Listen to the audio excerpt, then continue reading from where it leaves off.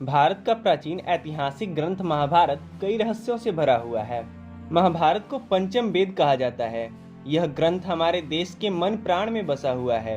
यह भारत का राष्ट्रीय गाथा और दुनिया का सबसे बड़ा महाकाव्य है। इस ग्रंथ में तत्कालीन भारत का समग्र इतिहास का वर्णन किया गया है। पर क्या आपको पता है, महाभारत में जितने भी प्रमुख पात्र थे वे सभी देवता, गंधर्व, यक्ष, रुद्र, वसु, अप्सरा, राक्षस तथा ऋषियों के अवतार थे। उनमें से शायद ही कोई ऐसा हो जो सामान्य मनुष्य हो। महाभारत के आदि पर्व में इसका विस्तार से वर्णन किया गया है। तो आइए जानते हैं महाभारत में कौन किसका अवतार था। इस वीडियो में आगे बढ़ने से पहले आपको बता दें, अगर आप इस चैनल पर नए हैं तो चैनल को सब्सक्राइब करना मत भूलिएगा। तो आइए जानते हैं। भगवान कृष्ण 64 कला और अष्ट सिद्धियों से पूर्ण श्री कृष्ण को भगवान विष्णु का अवतार माना जाता है। माना जाता है कि वे अपने पिछले जन्म में मनु थे।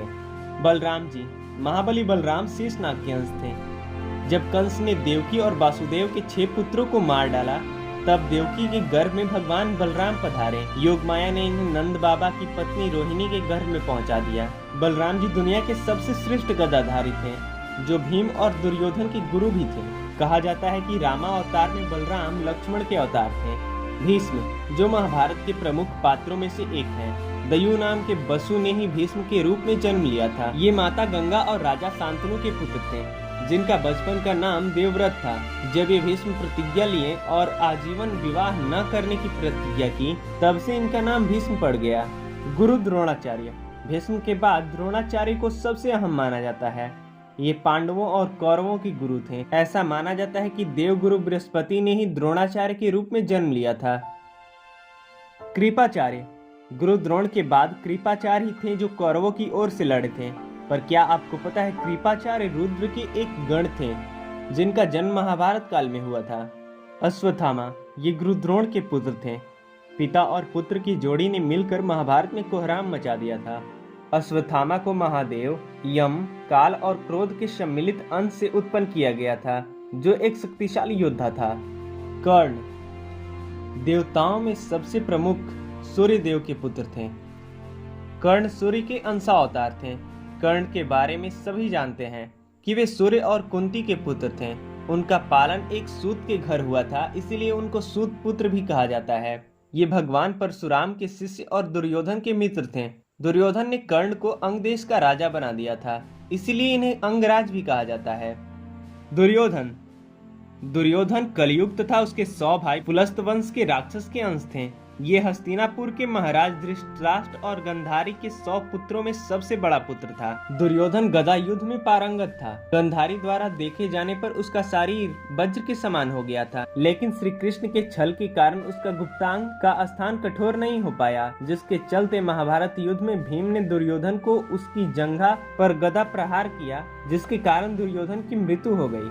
अर्जुन, इनके धर्मपिता पांडु थे, लेकिन असल में ये देवराज इंद्र और कुंती के पुत्र थे। देवराज इंद्र ने अर्जुन को बचाने के लिए कर्ण के कवच और कुंडल उनसे छल द्वारा छीन लिए थे। देवराज इंद्र एक ब्राह्मण के वेश में कर्ण के पास गए और उनसे दान में उनका कवच और कुंडल मांग लिया।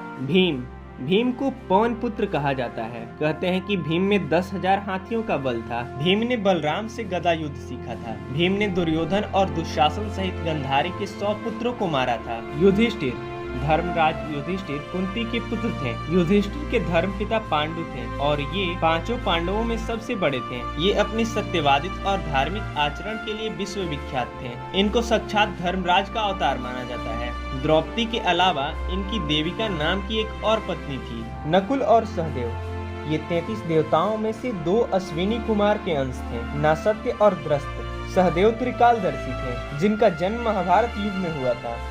शकुनी, द्वापर युग के अंश से शकुनी का जन्म हुआ था। धृतराष्ट्र और पांडु, अरिष्टा के पुत्र हंस नामक गंधर्व धृतराष्ट्र तथा उसका छोटा भाई पांडु के रूप में जन्मे थे। विदुर, सूर्य के अंश धर्म ही विदुर के नाम से प्रसिद्ध हुए। कुंती और माद्री के रूप में सिद्धि और धृतिका का जन्म हुआ था। गांधारी, मति का जन्म राजा सुलभ के पुत्री गंधारी के रूप में हुआ था। रुक्मणी और द्रौपदी। कृष्ण की पत्नी रुक्मणी माता लक्ष्मी की अवतार थी और द्रौपदी के रूप में इंद्र की पत्नी इंद्राणी का जन्म हुआ था। अभिमन्यु अर्जुन का पुत्र अभिमन्यु चंद्रदेव के पुत्र वर्चा का अंश था। क्या आप इन सब के बारे में जानते थे? कमेंट में जरूर बताइएगा और चैनल को सब्सक्राइब करना मत भूलिएगा।